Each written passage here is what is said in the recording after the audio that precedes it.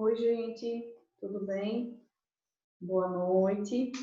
Segue aqui mais uma videoaula. Agora, a nossa videoaula de número 6, trabalhando os crimes de extorsão. E por que eu falo os crimes de extorsão?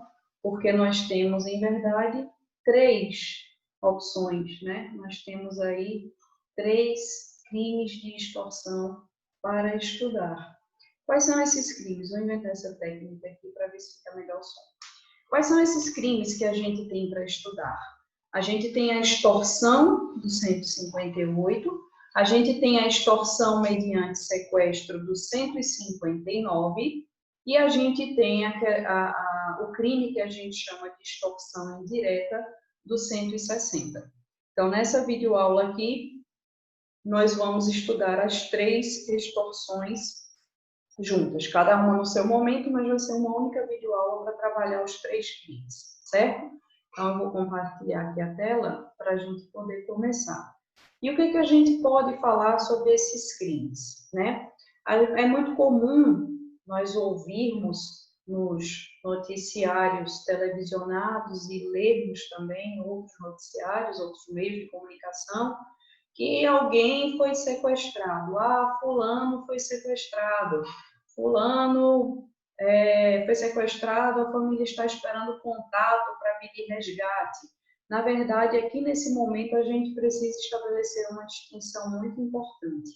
Eu tenho o crime de extorsão que não pede o sequestro, é só aquela conduta de constranger alguém mediante violência ou grave ameaça para fazer algo que a lei não determina. Eu tenho o crime de extorsão mediante sequestro, que é o que a mídia chama de fato de sequestro.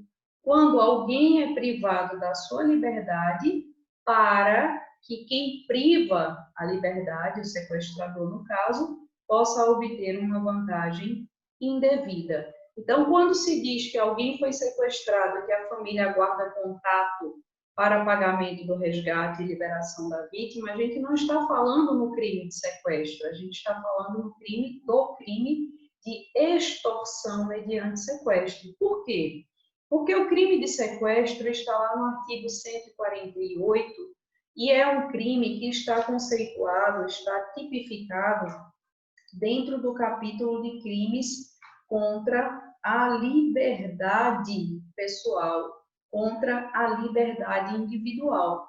Por quê? Porque ali é o sequestrar por sequestrar, sem qualquer intenção de obter vantagem indevida. Já quando eu sequestro com a intenção de obter vantagem indevida, eu estarei cometendo o crime do 159, que é um crime que está tipificado, classificado, né, entre os crimes contra o patrimônio. Então, não confunda extorsão com extorsão mediante sequestro e não confunda principalmente extorsão mediante sequestro do 159 com o sequestro do 148, porque são crimes distintos. Quando eu só privo a liberdade do sujeito, sequestro do 148. Quando eu privo a liberdade do sujeito visando obter uma vantagem indevida, extorsão mediante sequestro, 159.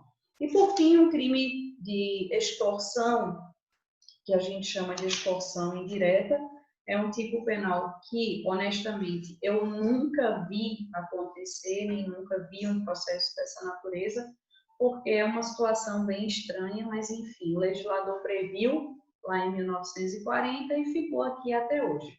Então, agora eu vou compartilhar a tela para a gente efetivamente começar a estudar o material que é de nossa competência. Vamos lá. Aqui, extorsões.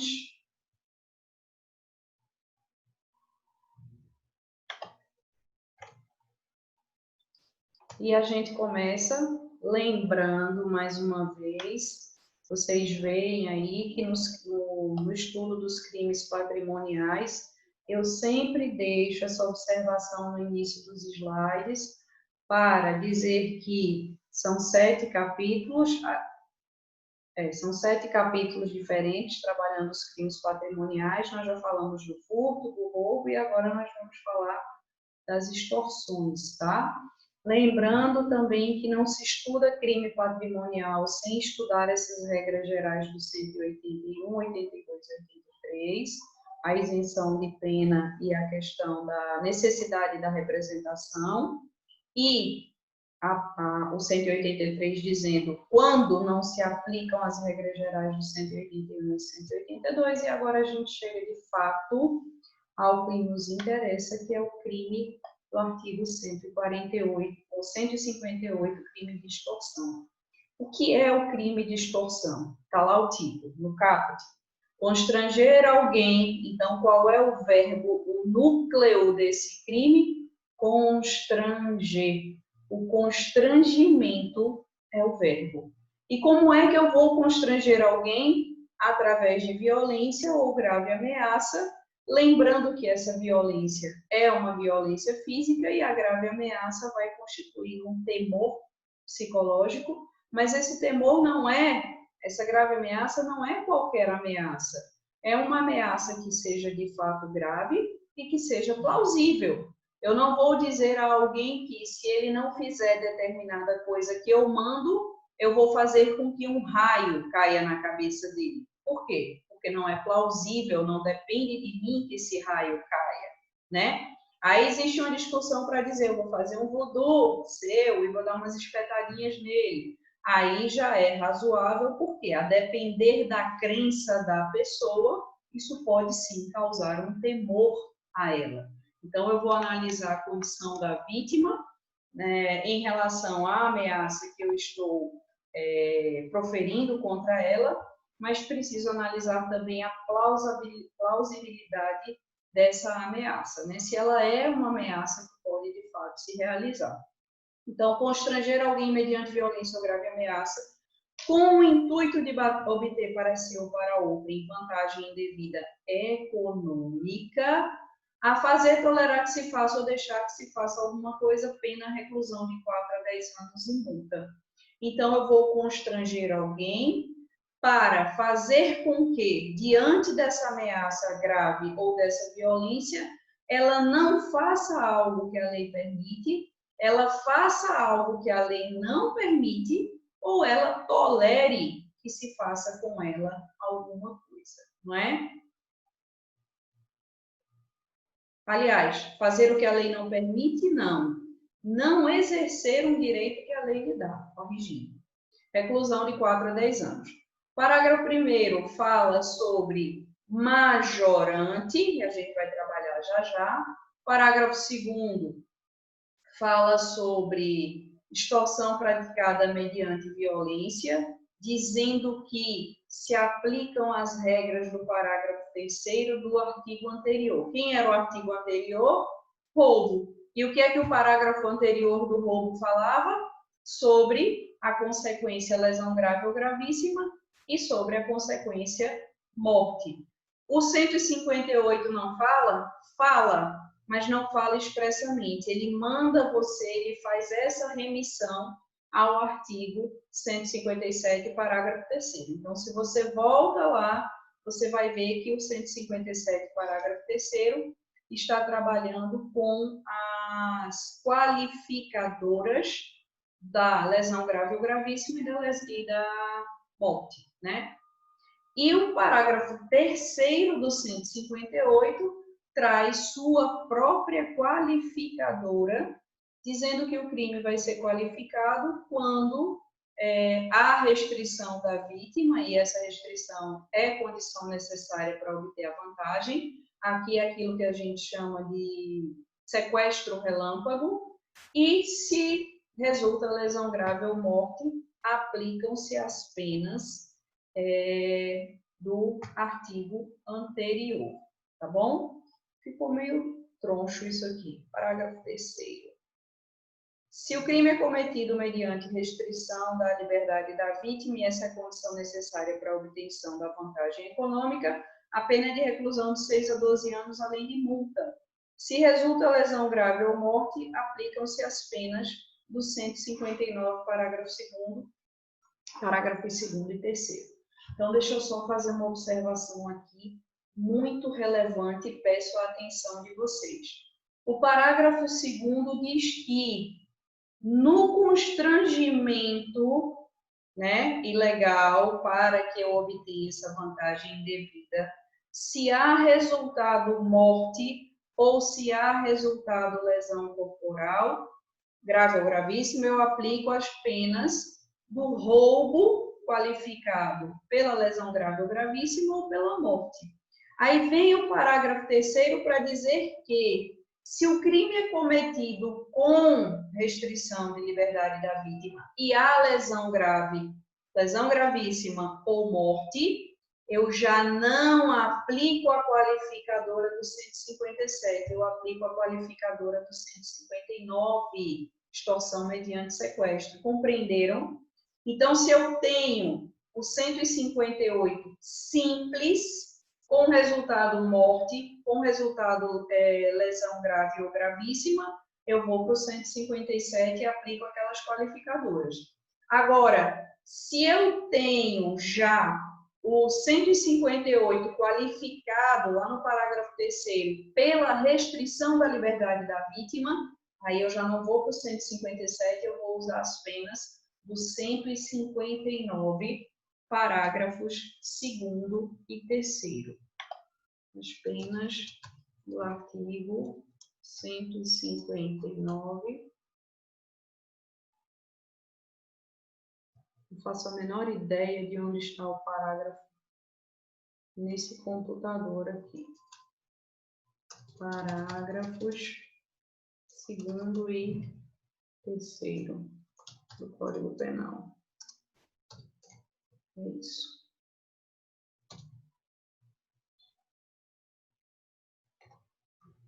Pronto. Corrigindo aqui. Entenderam? Sequestro, extorsão sem sequestro, qualificado pela lesão ou morte, 157. Extorsão com privação de liberdade, mas que não caracteriza a extorsão mediante sequestro, com resultado morte ou lesão corporal grave ou gravíssima, a pena é de 59. Então, eu posso ter duas opções de aplicação de pena quando houver a qualificadora da morte ou da lesão grave ou gravíssima. Vai depender se houve ou não restrição da liberdade da vítima, ok? Vamos lá. Na extorsão, 158, quem é o bem jurídico tutelado? Eu tenho dois. Num primeiro momento, o patrimônio. Por quê?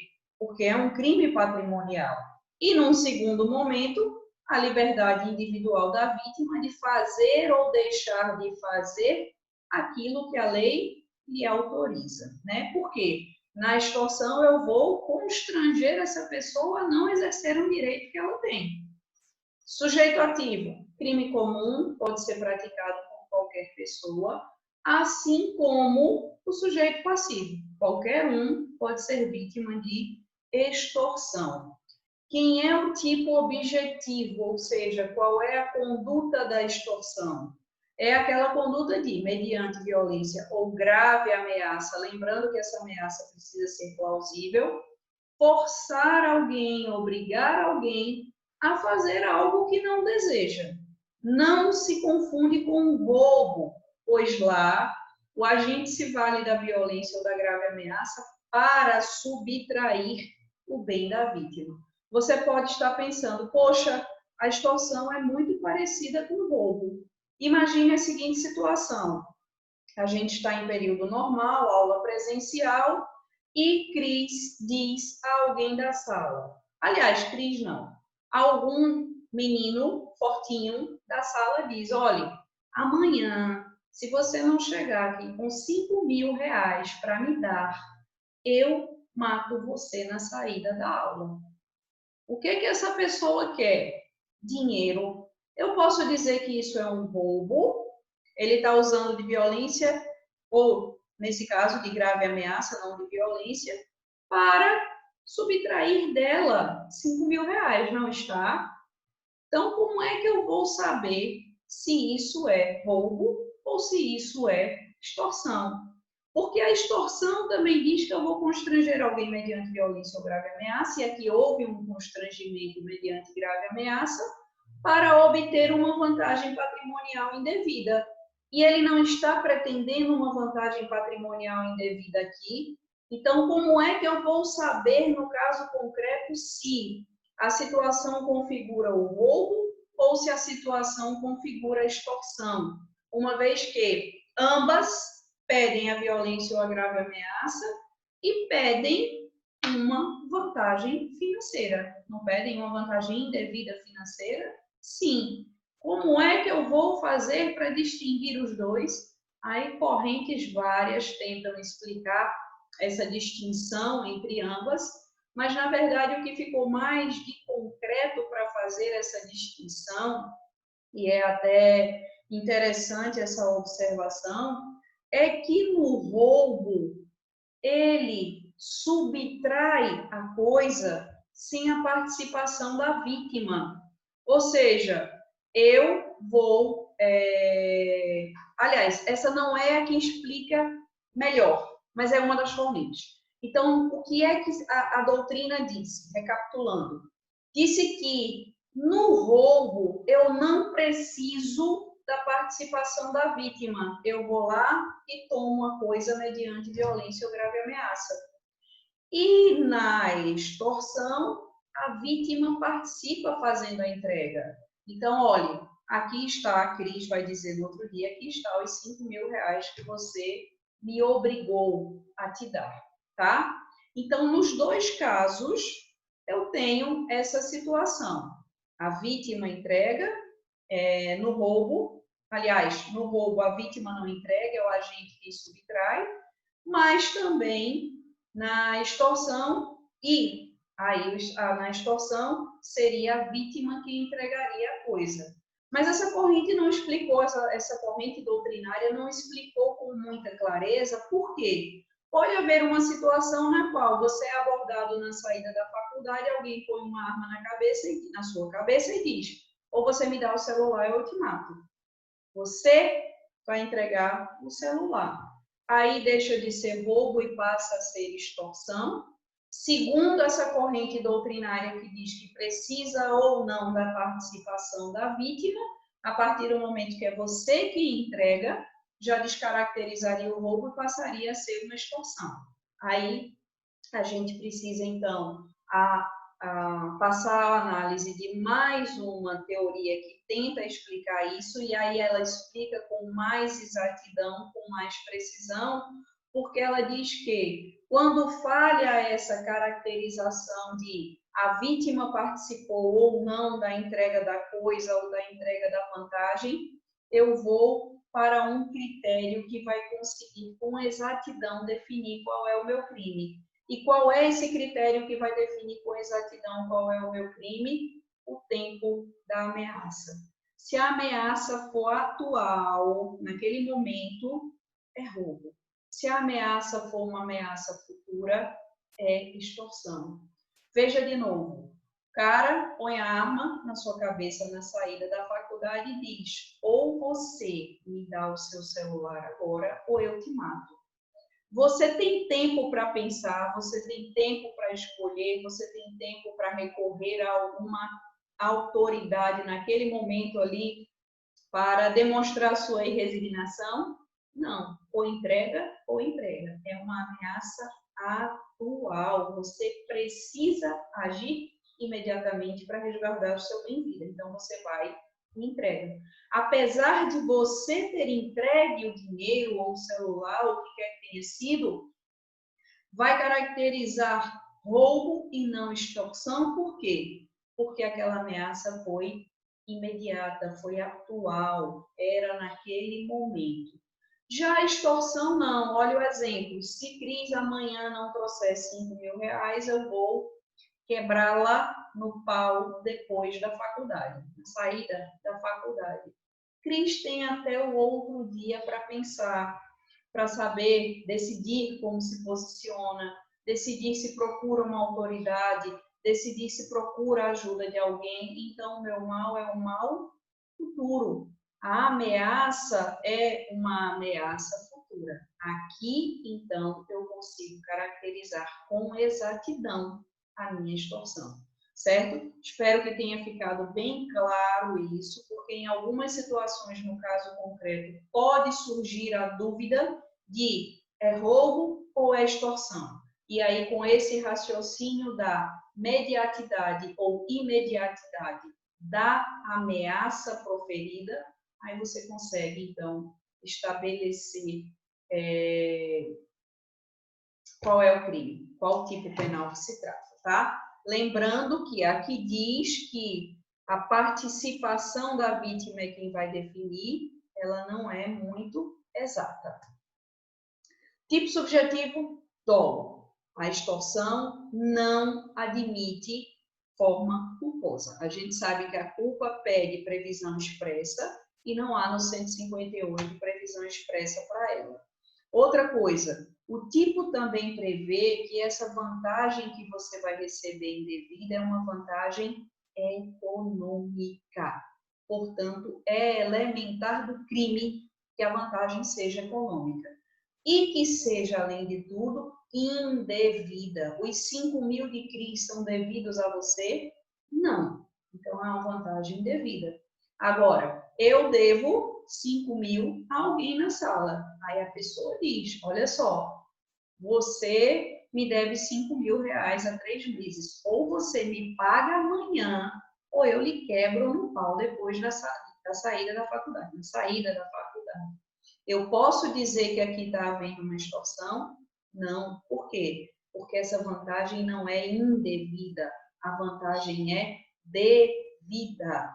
E aí pode caracterizar, no máximo, o crime de exercício arbitrário das próprias razões, que tem previsão lá no artigo 345 do Código Penal, e estabelece o seguinte: fazer justiça pelas próprias mãos para satisfazer pretensão, embora legítima, salvo quando a lei permite. A pretensão é legítima, mas a lei não admite que as pessoas cobrem as outras dessa maneira, ameaçando-as. Então, aqui eu teria exercício arbitrário das próprias razões e não a extorsão. A extorsão pede que a vantagem seja uma vantagem indevida.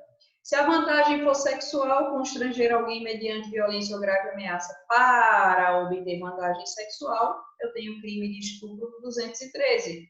E se essa vantagem é meramente moral, sem qualquer valor econômico, aí eu tenho crime de constrangimento ilegal do artigo 146 do Código Penal. Tá bom, gente? O que mais a gente pode falar sobre isso? Deixa eu ver se há mais algo que eu posso falar antes da tentativa, mas não. É isso. Em relação à consumação e tentativa, o STJ entende que se trata de crime formal, por quê? Embora eu não obtenha a vantagem indevida desejada, constranger mediante violência ou grave ameaça com esse fim já consuma o crime. O crime não pede a ocorrência do resultado.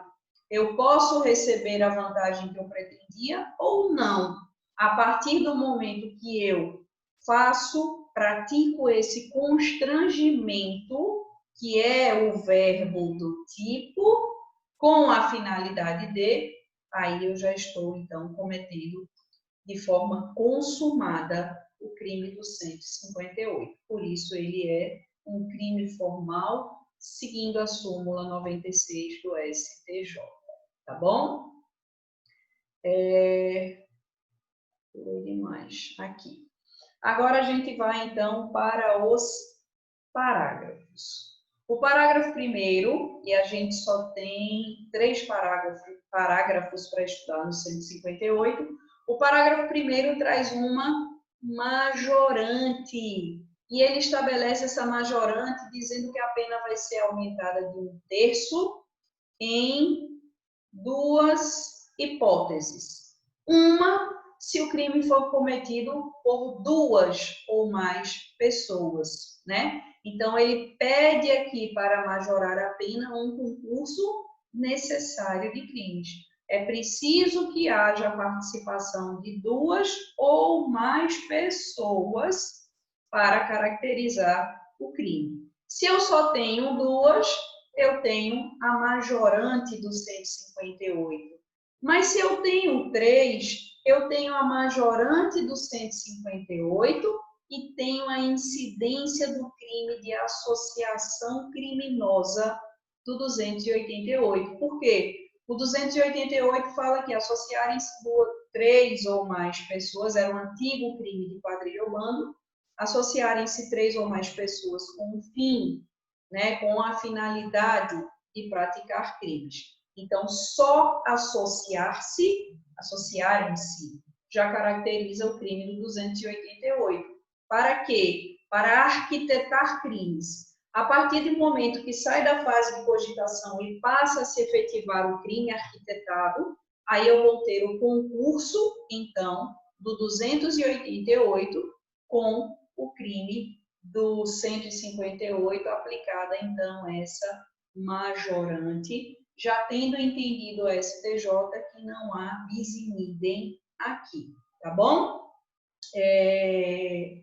Não interessa se esses concorrentes, se esses coautores, se esses ajudantes, né, eles são inimputáveis, se eles foram presos ou não. É a mesma regra que a gente já trabalhou lá no roubo. Basta que tenham existido, né? Se é um maior e 2 de menor, não interessa. Haverá a majorante, mas para aquele que é maior, obviamente, porque os menores responderão pelo ato infracional análogo ao crime do 158, conforme previsão do ECA.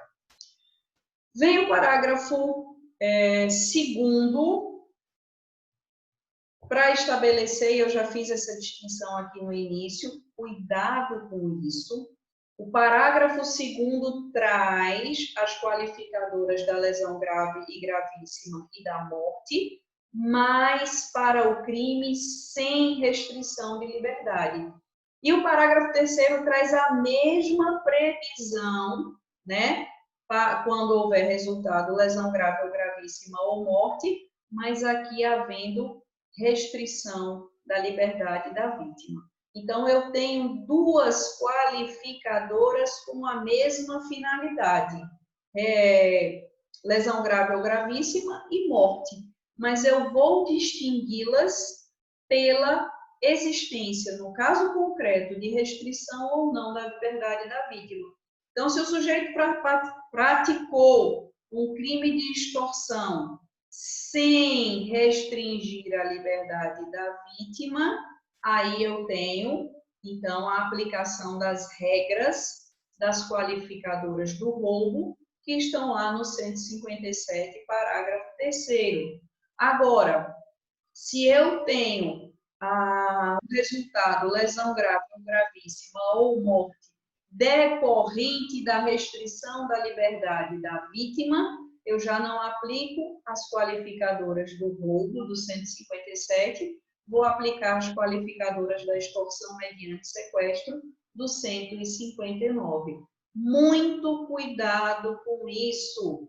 Há duas previsões de pena.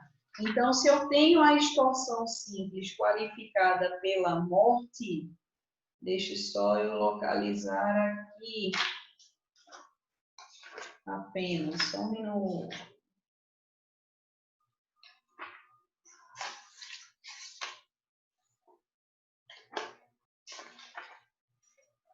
Ai, Jesus, cadê tudo? Vamos lá.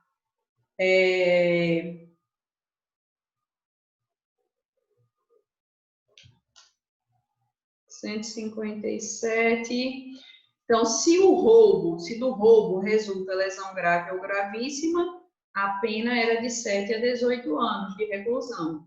E se resultava morte, de 20 a 30 anos. Trago essa regra do roubo para o parágrafo 2º da extorsão.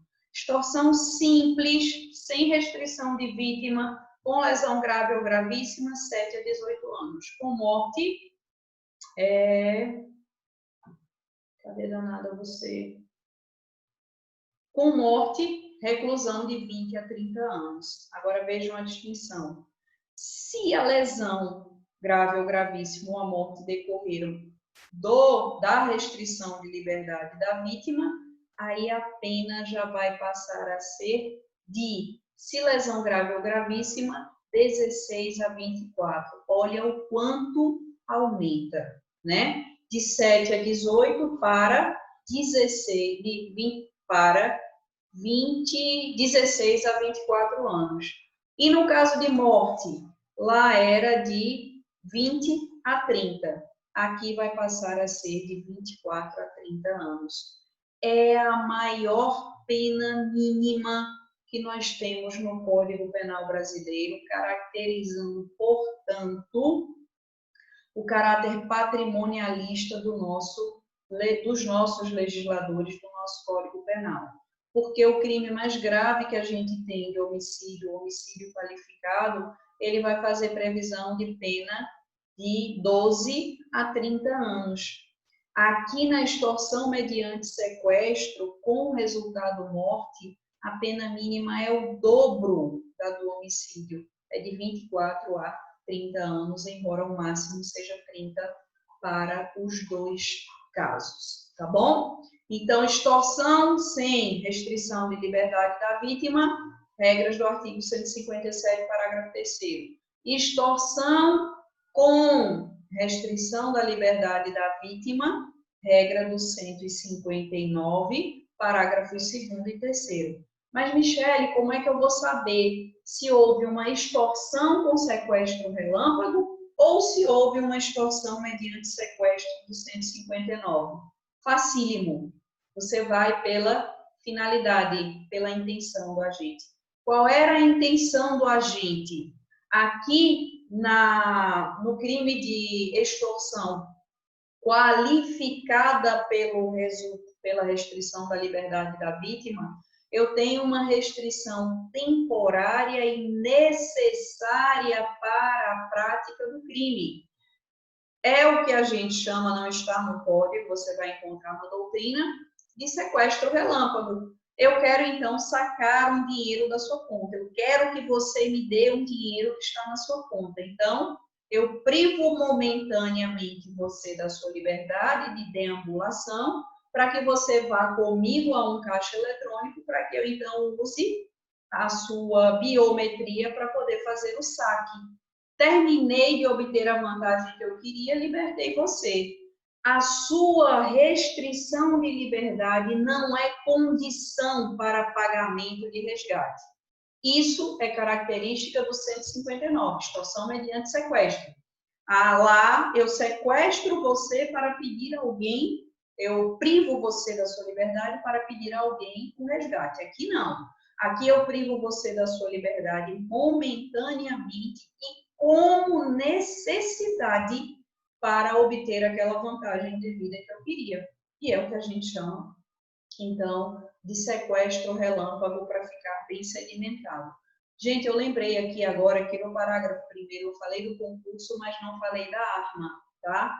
Então, haverá majorante, o aumento de pena de 1/3 até a metade, quando houver concurso de pessoas, 2 ou mais, ou quando houver uso de arma.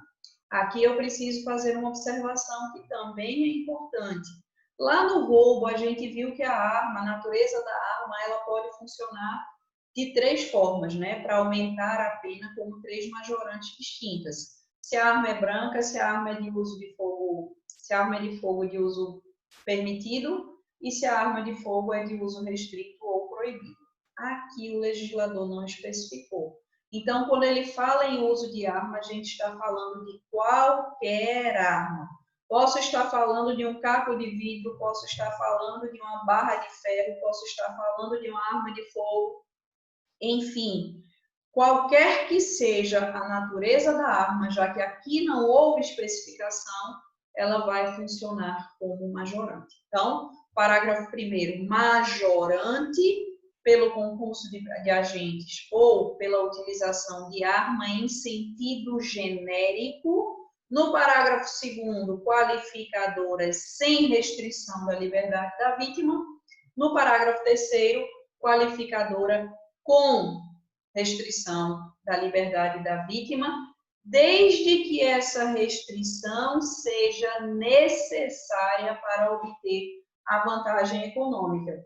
Ou seja, eu poderia ir ao caixa eletrônico de posse da senha da pessoa de quem a quem eu constrangi para que me entregasse o cartão, mas eu não vou conseguir fazer isso porque o caixa eletrônico tem biometria. Então, eu preciso levar a pessoa comigo. Essa necessidade de restringir a liberdade para a prática da extorsão é que vai caracterizar, então, a extorsão do 153, tá? Um outro cuidado que a gente precisa ter aqui é que essa restrição da liberdade da vítima, ela vai poder funcionar de 3 maneiras distintas, tá? A liberdade da vítima pode caracterizar cuidado, pare tudo que está fazendo e ouça. A liberdade, a restrição da liberdade da vítima, ela vai poder funcionar para caracterizar 3 crimes diferentes. Eu posso caracterizar o roubo, qualificado pelo sequestro. Eu posso caracterizar a extorsão, qualificada pela restrição da liberdade da vítima. E eu posso também caracterizar o crime de extorsão mediante sequestro. Então, a restrição da liberdade da vítima, ela pode funcionar de 3 maneiras diferentes, tá? E como é que isso funcionaria? Isso funcionaria da seguinte forma.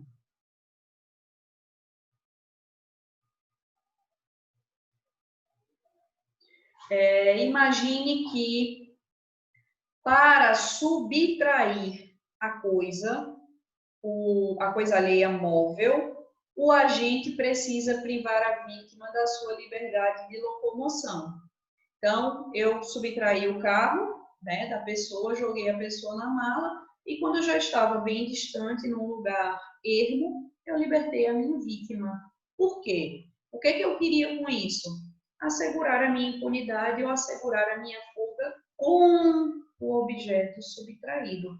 Essa era a minha intenção. Aí eu tenho um roubo majorado pelo sequestro. Olha outra situação. Para obter a vantagem indevida, o agente depende da colaboração da vítima. Eu dependo que ele vá lá e coloque a biometria dele no caixa eletrônico. Sem isso, eu não consigo praticar a extorsão. É circunstância necessária para a prática do crime, não é para a fuga, não é para garantir o sucesso do que já foi subtraído, é especificamente para a prática do crime.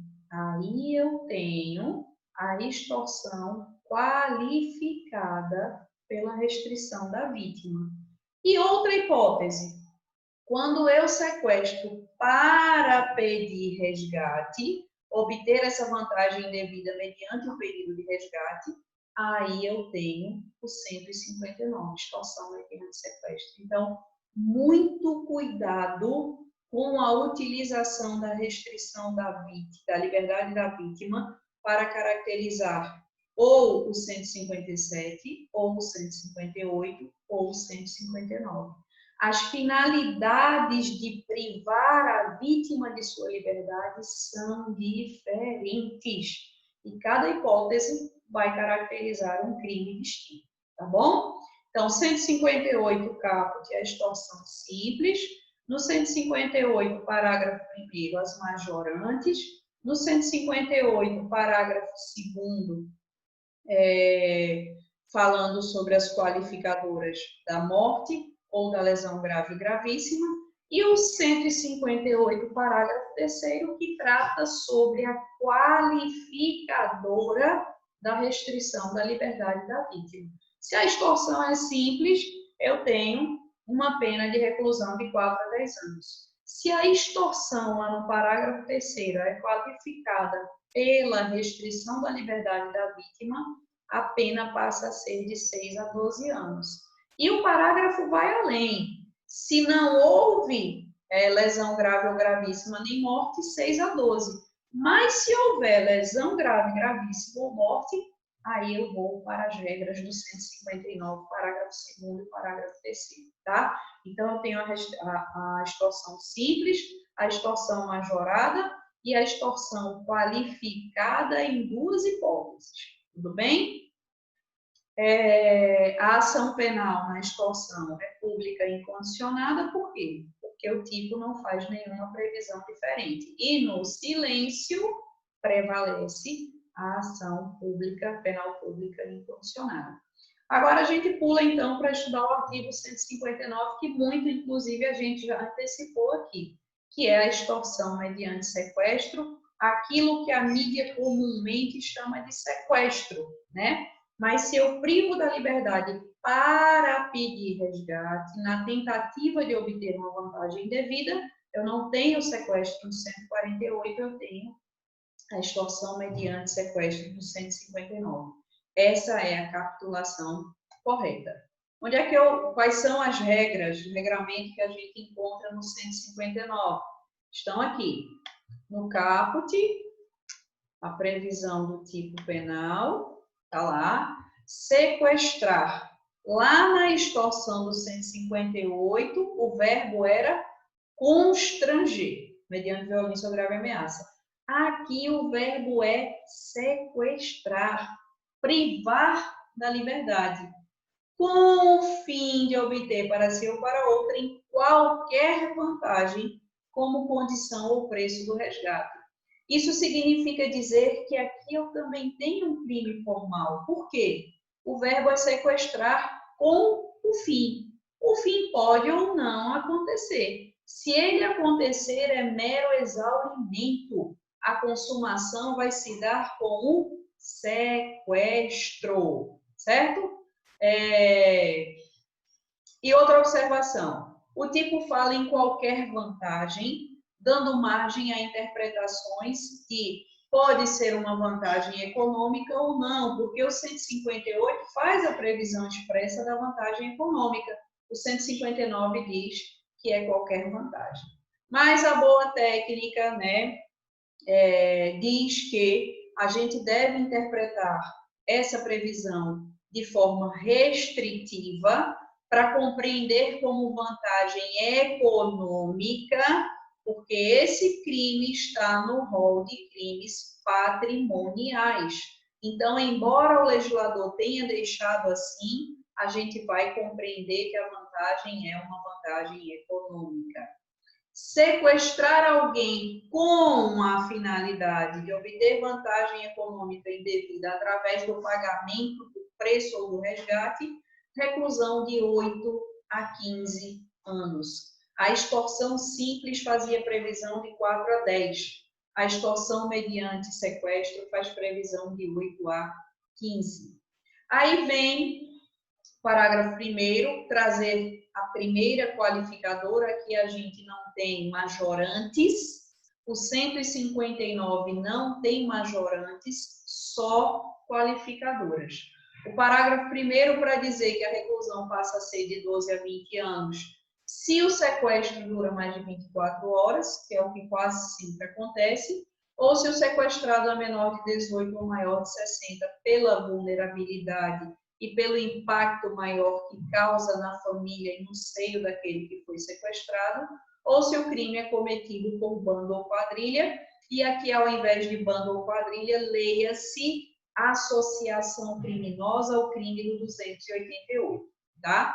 Aí vem o parágrafo 2º e traz a segunda qualificadora dizendo que se desse crime resulta lesão de natureza grave ou gravíssima, a pena passa a ser de 16 a 24. E vem o terceiro e diz que se resulta morte, a reclusão passa a ser de 24 a 30 anos, como eu já disse a vocês, a maior pena privativa de liberdade que nós temos aqui no Código Penal, tá bom? E esse parágrafo 2º e esse parágrafo 3º são os que a gente vai aplicar lá na extorsão, quando ela for qualificada pela privação da liberdade da vítima. E o parágrafo 4º vem trazer a hipótese da delação premiada. Pois bem, vamos lá.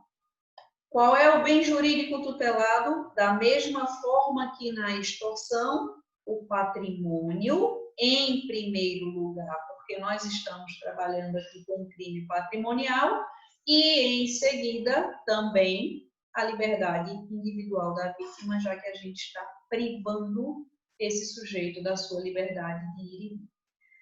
Michele, se o meu cachorro for sequestrado e me pedirem resgate, há aí o crime do 159? O que é que vocês me dizem? O que é que vocês acham sobre isso?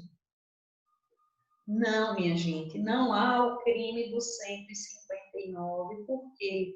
Porque a liberdade de ir e vir de um animal não é tutelada pela Constituição Federal, tá? Se esse crime acontece, né, alguém leva o teu cachorro e pede um resgate por ele, eu não posso falar no 159, eu posso falar no 158, na extorsão. Constranger alguém mediante violência ou grave ameaça, a grave ameaça aí é a não devolução do cachorro para obter, então, a vantagem econômica indevida.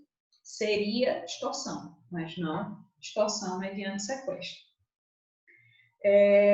Sujeito ativo, qualquer pessoa. Sujeito passivo, qualquer pessoa também, sem nenhuma exigência de uma qualidade especial.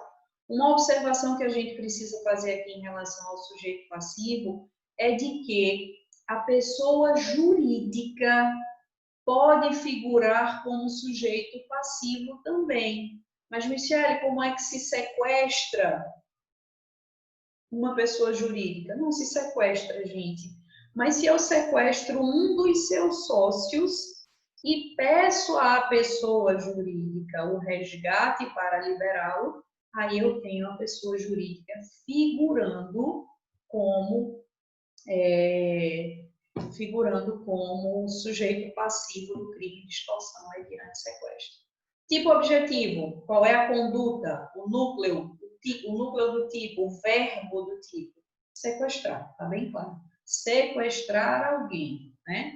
E aí o restante segue, mas o verbo é o sequestro, por isso eu tenho que esse crime também é um crime formal. Por quê? Ele não pede a ocorrência da vantagem, da efetivação da vantagem indevida para a consumação do crime. Ele vai se consumar só com o verbo, sequestrei. Então, se depois que eu sequestrei, a polícia veio, invadiu o cativeiro e liberou a vítima e eu não consegui receber a vantagem, eu vou responder pelo 159 tentado? Não, consumado, porque ele se consuma com a restrição da liberdade da vítima. Outra observação, ela não precisa ser transferida para nenhum lugar, tá? Imagine que a vítima more sozinha e eu a tenha sequestrado e tenha colocado na sua própria casa, sem que eu diga onde estou com essa vítima e ligo para a família para pedir resgate. Eu não preciso necessariamente deslocar a minha vítima de um local para o outro. Eu preciso apenas privá-la da sua liberdade de locomoção. Tá bom, gente? Essas observações que eu já fiz estão todas aqui embaixo. A vantagem precisa ser patrimonial e indevida, porque, como a gente já trabalhou no estudo da extorsão, se a vantagem for devida, eu vou ter o exercício arbitrário das próprias razões e não o crime de extorsão mediante sequestro. Alguém me deve. Eu pego esse sujeito, privo ele da liberdade dele e digo, olha, você só vai ter a sua liberdade de volta quando você me pagar o que deve. Eu posso falar em extorsão mediante sequestro? Não, eu não posso falar aqui em extorsão mediante sequestro. Eu vou trabalhar com o crime de, como eu já disse, exercício arbitrário das próprias razões, que está lá no 345 do Código Penal. Tipo subjetivo, elemento subjetivo, intenção do agente, só o dolo, né? E aqui eu tenho dolo e tenho um dolo especial, uma finalidade especial de agir, que é obter essa vantagem indevida. Consumação em STE, ou consumação em tentativa, eu já antecipei, é um crime formal, não depende da ocorrência da efetivação da vantagem. Se a vantagem se configurar de fato, eu vou ter mero exaurimento do crime, tá? E lembrando que esse crime é um crime permanente. Ele estará se renovando, ele estará acontecendo a todo tempo, enquanto eu estiver com a minha vítima privada de sua liberdade. Isso significa dizer que é possível flagrante a qualquer tempo, sendo ele um crime permanente, e é possível, inclusive, que uma lei nova, uma lei penal nova, mais grave, se aplique. Isso é entendimento já simulado, já passei para vocês. Por quê? Porque se o crime está se renovando a todo tempo e quando chegou a lei nova, mais grave, o crime ainda estava se consumando, renovando a sua consumação, então ela vai se aplicar, tá? Como exceção ao princípio que diz que a lei penal não retroage, salvo para beneficiar o réu. Eu não estou aqui trabalhando com retroatividade, ela entrou em vigor quando o crime ainda estava acontecendo, tá? Portanto, eu não lembro se é a súmula 711, eu não estou lembrando agora nesse momento qual é a súmula, mas isso já é entendimento sumulado. Aí vem o parágrafo 1º trazer a primeira qualificadora dizendo que a pena será de 12 a 20 anos em 3 hipóteses. Quais são elas? O sequestro durar mais de 24 horas e é incomum que um sequestro dure menos de 24 horas, então quase sempre a gente vai trabalhar com essa forma qualificada. Ou, se o sequestrado é menor de 18 ou maior de 60 anos, pela condição de vulnerabilidade da vítima, e também, diz a doutrina, em razão do maior impacto que causa às suas famílias, ao seu seio, ao seu reduto, né, de amigos, de família, ou se o crime for cometido por quadrilha ou bando, e aqui mais uma vez leia-se associação criminosa, o crime do artigo 288. E, renovando aqui, que eu terei, nesse caso, o concurso de crimes do 288 com 159, qualificado na forma do parágrafo 1º, sem caracterizar o bis in idem. Mas, Michele, se acontecerem as 3 hipóteses ao mesmo tempo, foi uma associação criminosa que sequestrou um menor de 18 anos e passou mais de 24 horas com ele. Eu vou aplicar a qualificadora 3 vezes? Nananina, não. Eu vou usar um dos critérios como qualificadora e os outros eu vou usar como agravantes, se houver previsão. Mas o juiz, no momento da fixação da pena, ele vai fixar a pena base, né, considerando a pena abstrata de 12 a 20 anos, e aí ele pode elevar para mais próximo do máximo, considerando aquelas circunstâncias do 59, as circunstâncias judiciais do 59, né? Que são de natureza subjetiva, tá bom? Ou então, utilizando-as na segunda fase da pena, quando ele analisar as agravantes, se houver previsão de uma dessas hipóteses como agravante genérica, né? Que a gente sabe que ela na parte geral, no artigo 61, salvo engano, do Código Penal.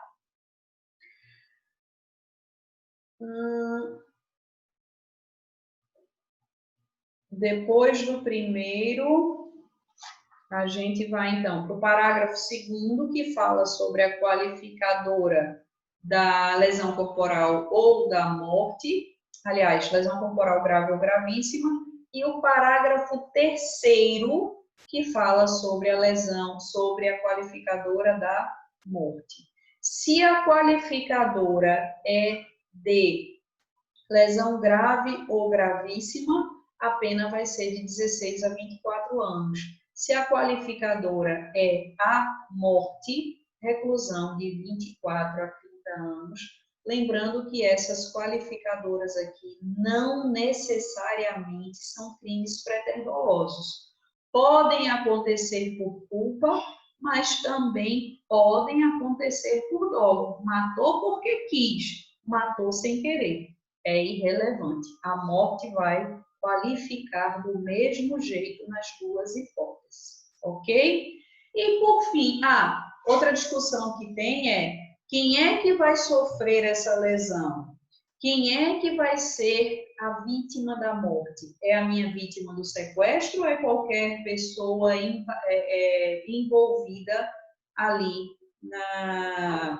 naquela ocorrência? Há discussão em relação a isso. Não há unanimidade em relação a isso. Mas há um entendimento doutrinário de que essa lesão, de que essa morte pode ser de qualquer pessoa.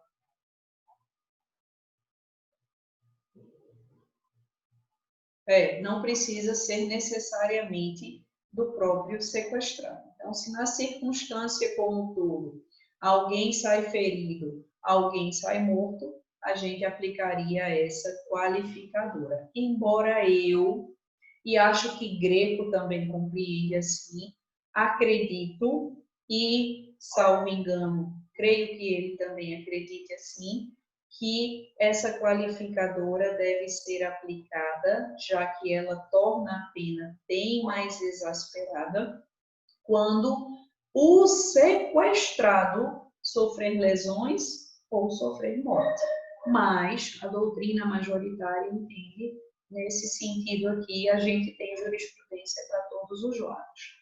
Por fim, parágrafo 4º, que traz a hipótese da delação premiada, dizendo se o crime é cometido em concurso, 2 ou mais pessoas, e um deles denunciar, facilitando a libertação do sequestrado, terá a pena reduzida de 1 a 2 terços. Então, aqui é o Instituto da delação premiada que vai fazer com que a pena seja reduzida de 1 a 2 terços.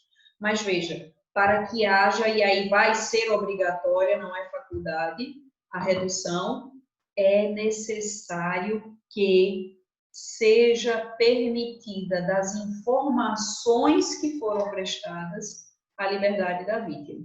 Se ele presta informações e dessas informações não há como libertar a vítima, não vai haver o benefício da delação premiada, tá? É indispensável que essas informações prestadas possibilitem e ensejam a libertação da vítima. Por fim, a ação vai ser penal pública incondicionada. E aí a gente vai para o nosso último crime, que é o crime de extorsão indireta do artigo 160 do Código Penal. Ele também, como os dois anteriores, visa a proteção do patrimônio e da liberdade individual de alguém, em primeiro lugar o patrimônio, porque é um crime patrimonial, e ele é interessante porque ele traz a hipótese, ele traz a necessidade de configuração de uma relação entre credor e devedor, tá? Para que exista o 160, eu preciso ter previamente uma relação previamente estabelecida de credor entre credor e devedor. E aí o que vai acontecer? O credor, abusando da sua condição, vai exigir ou vai receber como garantia de pagamento da dívida um documento que pode dar causa a procedimento criminal contra a vítima ou contra terceiro. Veja que loucura. Aí o Código Penal, a exposição de motivos do Código Penal, lá no item 57, diz: destina-se o novo dispositivo a coibir os torpes e opressivos expedientes a que recorrem, por vezes, os agentes da usura, ou seja, os agiotas hoje, no nosso dizer, para garantir contra o risco do dinheiro mutuado, garantir-se contra o risco do dinheiro mutuado. É algo assim, esdrúxulo, mas seria a seguinte situação: você me deve dinheiro e aí, para garantir que você me pague, eu exijo que você me dê, ou você me dá e eu recebo, um documento que, com base nele, possa ensejar um procedimento criminal contra você ou contra mim. Que seria, aliás, contra você ou contra alguém seu, né? Contra terceiro. Seria isso: olha, eu estou lhe emprestando aqui 5.000 reais, mas eu quero, por favor, que você assine aí uma declaração de que você cometeu determinado crime, ou de que alguém seu cometeu determinado crime, e eu vou ficar com essa declaração assinada. Se você não me pagar no prazo que nós convencionamos, eu vou levar, então, essa declaração para a polícia para que se inicie o procedimento criminal competente para fazer punir você ou a pessoa sua. É algo bem incomum, né? Mas é mais ou menos isso. Eu nunca vi, ou determina, por exemplo, não a declaração, a confissão do cometimento de um crime, mas que você falsifique um determinado documento, né? Que você emita um documento falsificado, qualquer um que seja, para que, não pagando a dívida, então se leve aquele documento falsificado à autoridade policial para fazer o processamento devido. Essa é a extorsão indireta, tá? Esse pré-estabelecimento de uma relação entre credor e devedor, e essa exigência vai ser relativa a um documento que é ilícito para garantir o pagamento da dívida, sob pena de se processar o devedor ou alguém seu. O que mais a gente pode falar? É um crime doloso, não admite a forma culposa, precisa haver, para que se caracterize esse crime, abuso da situação de necessidade, de fragilidade da vítima que deve, que precisa do dinheiro, e a intenção do credor de garantir futuramente o pagamento da dívida por meio da ameaça de processar o devedor ou alguém seu em função daquele documento que foi emitido. Há ainda até discussão em relação ao cheque sem fundos, né? Porque o cheque sem provisão de fundos, ele caracteriza o crime de... Deixa eu só localizar ele aqui. De estelionato do 171, inciso 4º, fraude no pagamento por meio de cheque. Então, emitir cheque sem provisão de fundos é crime de estelionato. Ele pode até obrigar o sujeito a emitir um cheque no valor da garantia, sabendo que ele não vai ter aquele crédito, para que, tendo sido o cheque devolvido sem provisão de fundos, ele então processe o devedor pelo crime de estelionato, conforme o 171, inciso 4º. O crime se consuma com a mera realização da exigência, porque o tipo é exigir ou receber. Eu posso receber? Posso. É uma conduta material, crime material em relação ao receber, porque há efetiva tradição do documento. No exigir, não. No exigir, eu tenho um crime formal. Não interessa se eu vou conseguir o que eu queria, a garantia. Só o exigir já consuma o meu crime. Então, esse crime pode ser formal ou material, a depender do verbo que eu vou praticar. Pena reclusão de 1 a 3 anos e multa. Por fim, a ação é penal pública incondicionada. Então, a gente termina aqui, minha gente, o estudo das extorsões, tá? Semana que vem a gente tem mais uma videoaula e uma videoconferência para trabalhar questões relativas às extorsões. E lembrando, então, que a nossa prova, nossa atividade avaliativa de terceira unidade já está agendada para o dia 8 de junho, segunda-feira, essa que vem a outra, e nós vamos trabalhar na nossa atividade avaliativa furto, roubo, as extorsões e provavelmente apropriação indébita, que é a matéria da nossa próxima videoaula. Então, bons estudos e mantenham-me à disposição para quem precisar, tá bom? Fiquem com Deus e até a próxima.